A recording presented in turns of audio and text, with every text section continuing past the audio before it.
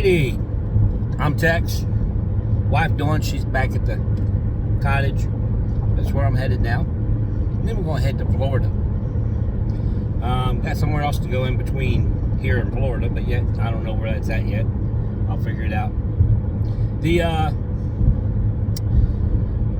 question happened to be in reference to, or somebody made a comment. I think Michael made a comment in reference to me cutting it raw, saying some of the things that people don't talk about in this job, and I appreciate that, and made me start thinking. Matter of fact, every time somebody makes a comment, it makes me start thinking of other videos I may need to do to help educate others, because as much as unique and oddball and weird and crazy and stupid and intelligent and wise that I may be, I exaggerate a little, don't I? Somebody else thinks like me. So if there's a question or comment that somebody puts in, then that means that there's multiple people that think that way too. Okay? To get a little sidetracked, you can look it up. You'll find out there's what has been written in journals is there's only 16 personalities across the world. Close to 8 billion people, but there's only 16 personalities. Okay? So let's put this in perspective. Each personality probably has 1,000 variances to it. Okay? So understand that two people can have the same personality but yet be so far different at the same time. Okay? So note that. Alright, back on track. The thing of it is that the equation of doing this job, and if you guys don't know that I literally think of things as I'm doing the actual videos. I don't have script. Now there's sometimes I have done scripts of writing down what things I need to talk about, and then I read them off and I go through them. But I would say at least 75 to 80% of the time I do a lot of videos straight from thought in the mind. And I don't edit most of these videos. Okay? The only time I really get into editing happens to be is if I find where I have time to make a video and then go back and cut out all the ums and ahs and pause and short and things like that. I don't really get that time to do that. I'm lazy. And that's the way I claim it all the time, is I don't have time because I'm lazy. It's hard to fight with somebody that says they're lazy. So hence, if I told you I'm always busy, you can find fights with me to say that, no, well, you had this 30 minutes here, and you had this hour here, and you had this 2 hours that day. No, you could have done this and this and this. Okay? But how do you fight against somebody that says I'm lazy? What are you going to tell me? I already know I'm lazy. What are you going to tell me that tells me I can do better? I already know I can do better, but I'm lazy. Alright. So, I don't know if I learned that from my grandparents or not, but they were the ones that always said, put it to the point where if you explain and you have no reason for the explanation or no reason for the question, then give them the cold hard facts. And so that's what I give you. I'm lazy. Alright. Driving happens to be a very relaxing job to me. I don't have anxiety. I don't have stress over this. As much as I would like to have stress about going over bridges and things like that, because I'm terrified of heights. And yes, I used to be a lineman working on poles and things like that. But at the same time, I learned how to deal with that type of anxiety or that type of stress, and make things work. Okay, and that's the key behind this, is making things work. All right, so let's be on the realistic side of making things work in this job. You will deal with, I've already covered in one video in reference to, you will deal with loved ones that you are not around. Okay, significant other, spouse, wife, husband, whatever words you want to use. Okay, and therefore you're going to have some things to work through that way. All right. For some couples this works, some couples it doesn't. The other things you're going to have to work through that's beyond that part happens to be is understand driving. Excuse me. Driving is a privilege. It's not a God-given right for you to drive. All right. You earn the right. You practice the ability, and you do it as safe as you know how. Okay? Now, that know-how happens to be the key feature behind a lot of things. When Alyssa and Kyle were growing up, I used to ask them, what color car is off my right corner? Okay, passenger corner. And in their case, I would use right and left because they were sitting in the back seat. When I talk to anybody else in reference to an automobile, right and left is always passenger versus driver. So therefore, it's either driver's side or passenger side. But with kids, I would ask them off the right-hand side. So they would literally look off the right side and see. Or I would tell them there's a green car on my right side. No, and they'd be like, okay. And they look and they say, yep, green car there. Because your head is a swivel when you drive. If you do not know every vehicle around you at any given time, then therefore you are not driving safely. All right? You got to be able to pick out the red car that's moving faster than the cars behind you and is going to be coming up directly behind you, and you've got to calculate what would be his best path to pass. Will he be like me that says, I will choose the left side every time until the left side is 100% out of commission for a good 5 miles or so? Okay? And then I'll go to the right and go around somebody. All right? And the reason for that happens to be is that passing somebody on the right-hand side, there is a larger blind spot on the left-hand. Vehicle on shoulder ahead.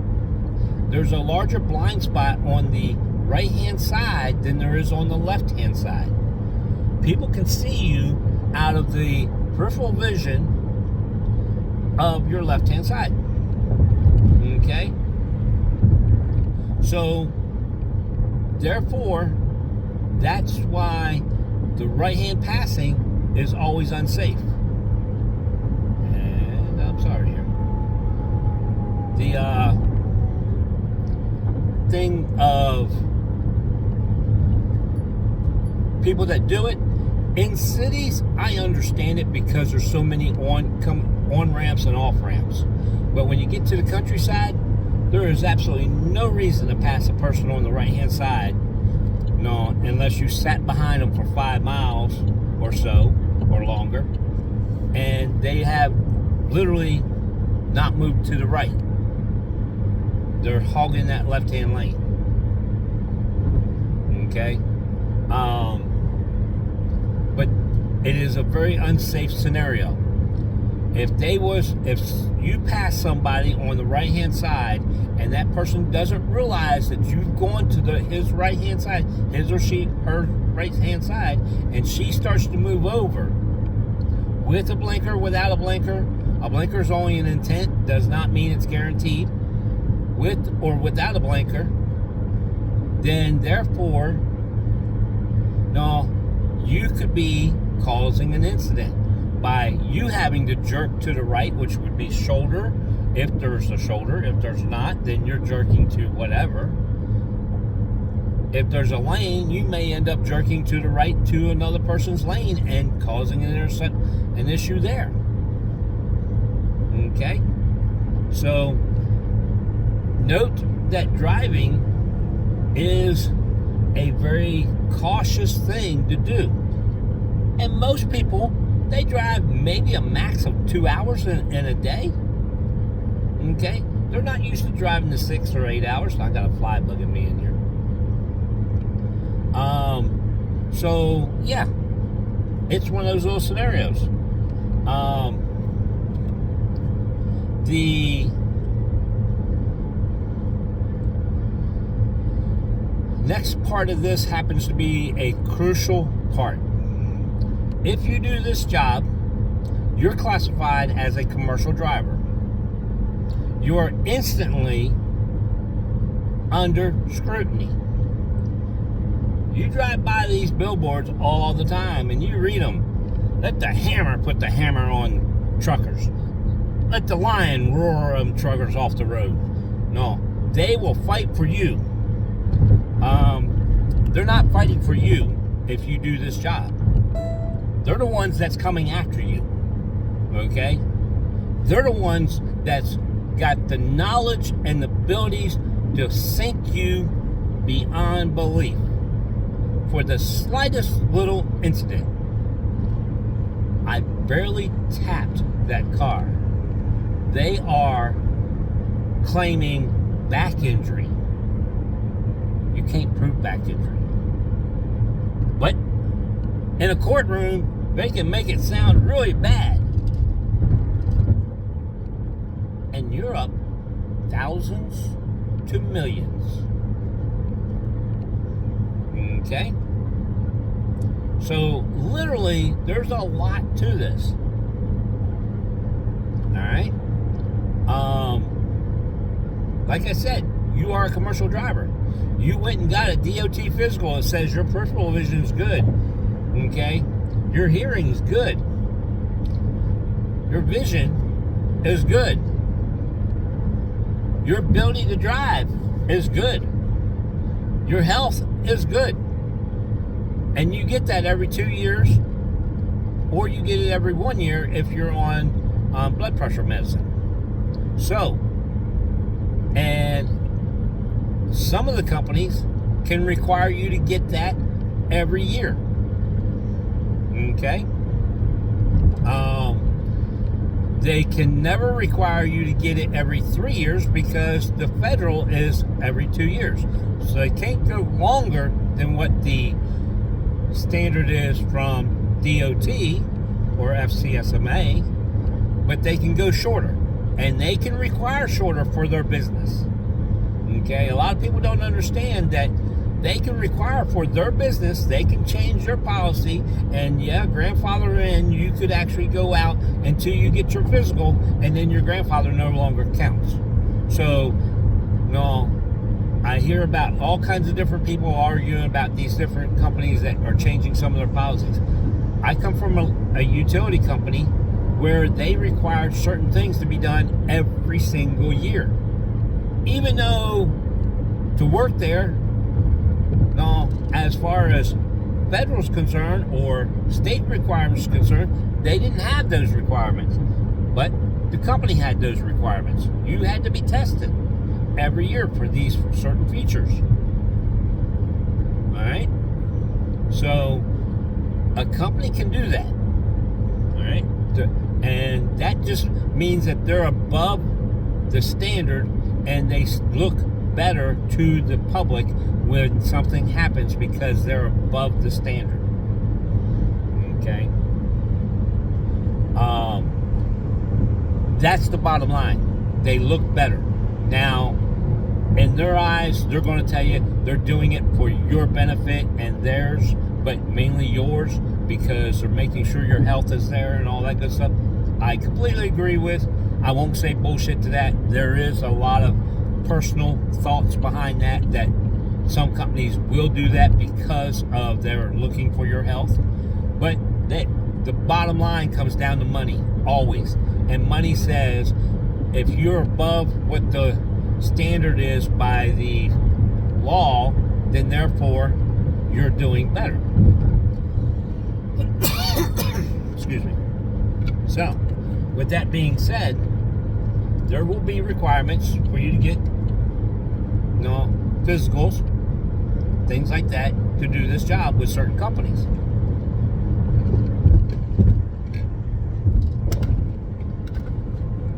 So, get used to it. And the company pays for that physical. Okay? Wait a second. No, they didn't. That comes out of your pocket. The drug test, the company pays for that. Alright? Company pays for drug testing, and you may get a drug test once a month, every single month. I think the minimum is 35 days. For some reason that sticks in my head, but that's from back in the 90s whenever I was with the utility company. But back then, I think the law only allowed a drug test to happen every 35 days. So if you was to get randomly picked, you could only be randomly picked within the 36th day of your last drug test. Okay? And a lot of cases where that happens to be is because certain drugs will stay in your system for up to 40 days. So, hence, they were able to check quite often, but at the same time,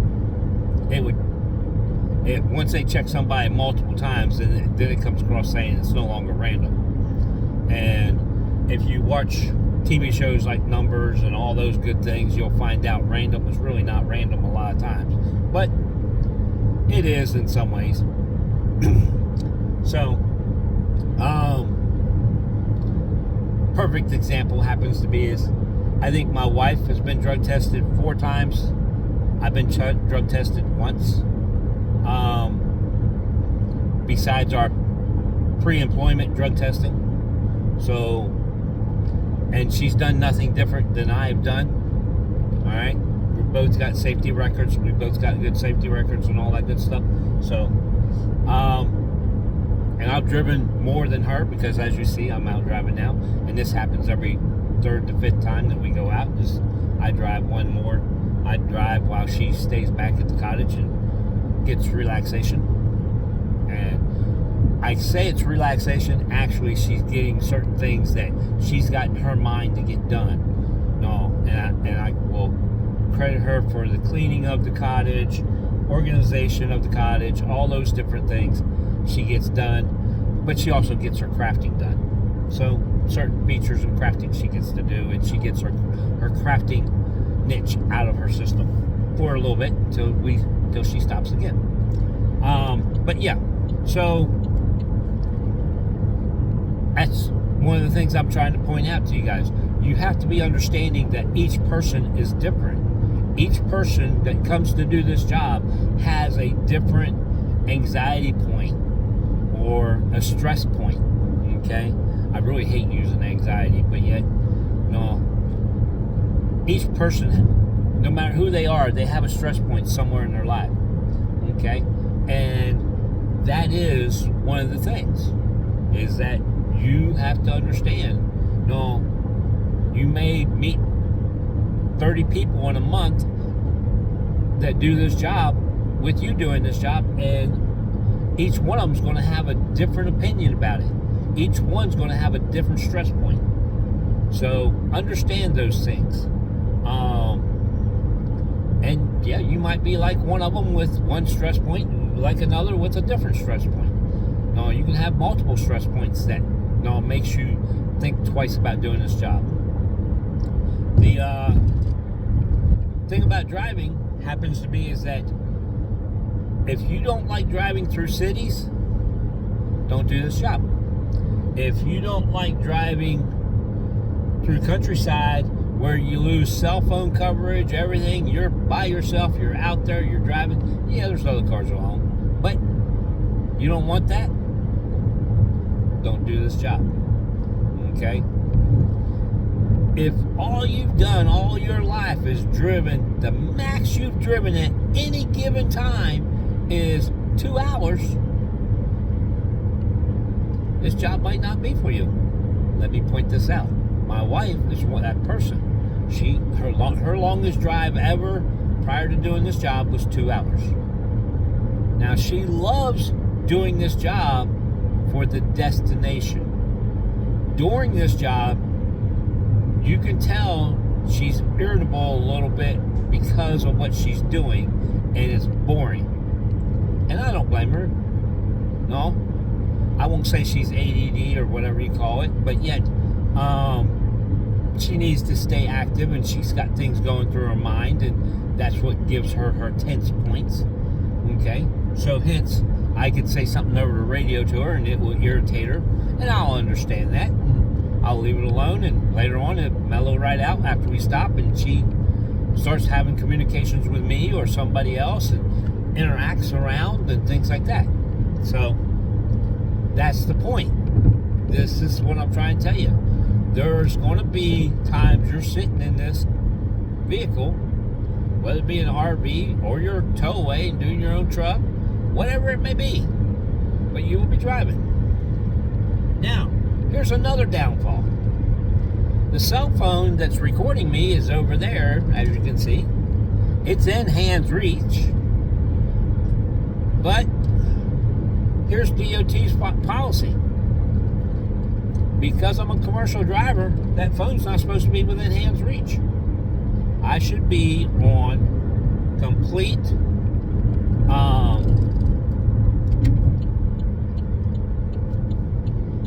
hands-free systems. Sorry, paying attention to a car in front of me and a car behind me that's coming up. But the thing of it is that when you're in a commercial unit, this is required.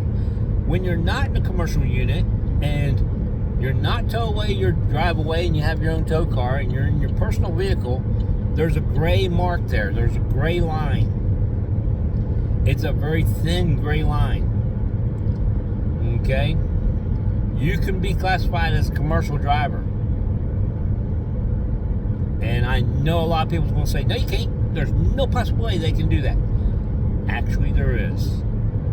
There's a couple articles under 395 that talks about getting into a personal vehicle. Okay?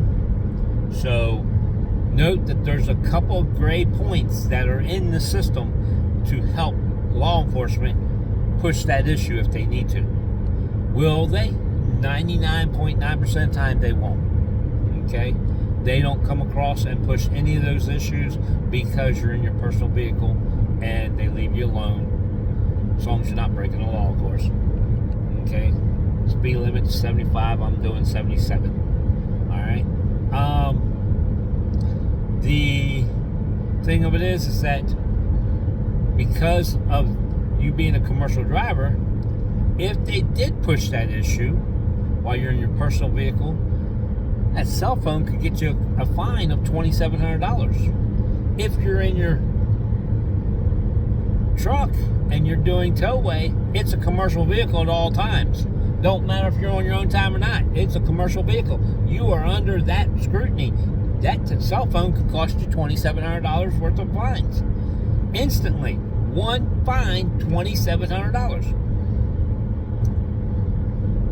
Joe Smo out there gets in an accident and they find out he was texting on his phone, he gets a $50 fine.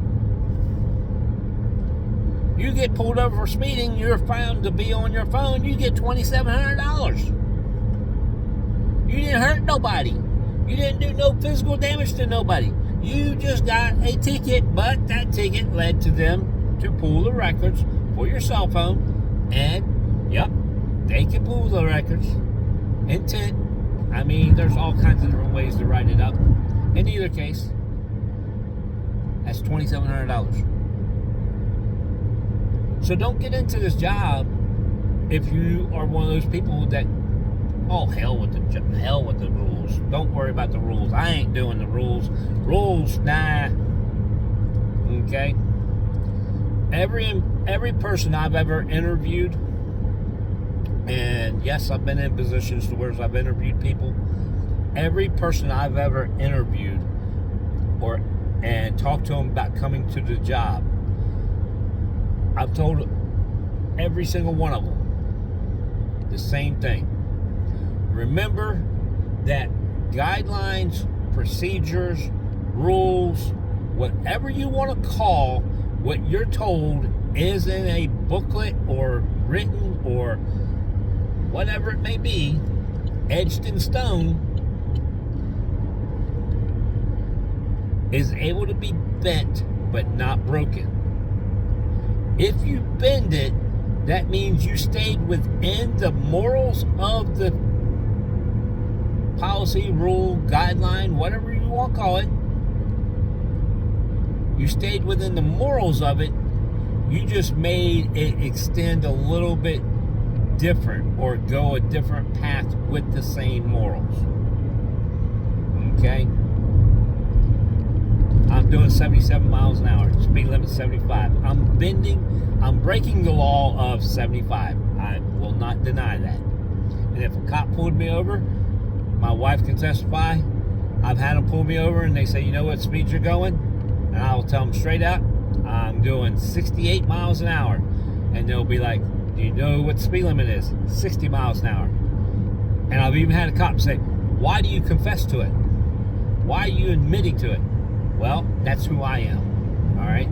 That might not be who you are, but that's who I am. All right? It's the way I was raised. Say it as it is. People ain't going to like it. Some people will love it. So, yeah. So, there you go. I understand I'm bending it. I look at it as I'm bending it. Yes, the law will say I broke it. I'm bending it to meet what the standard is on the road. All the other traffic is going the same speed I'm going. I'm going with the flow to be in the safe zone. Okay? Now, would I do this with an RV? No. Like I said, I'm in a car. As you can tell, I'm in a car. So, there you go. There's some more things in reference to driving. Know what you're doing. Be cautious in what you're doing. Know it will cost you money. You make a mistake.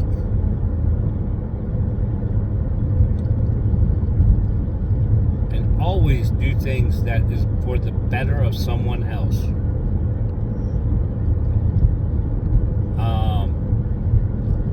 Yeah. So, I think that wraps up quite a bit there. I think this is long enough. Peace, love, and jelly beans, people. Like, dislike, like again. Subscribe. Notifications bell. Okay.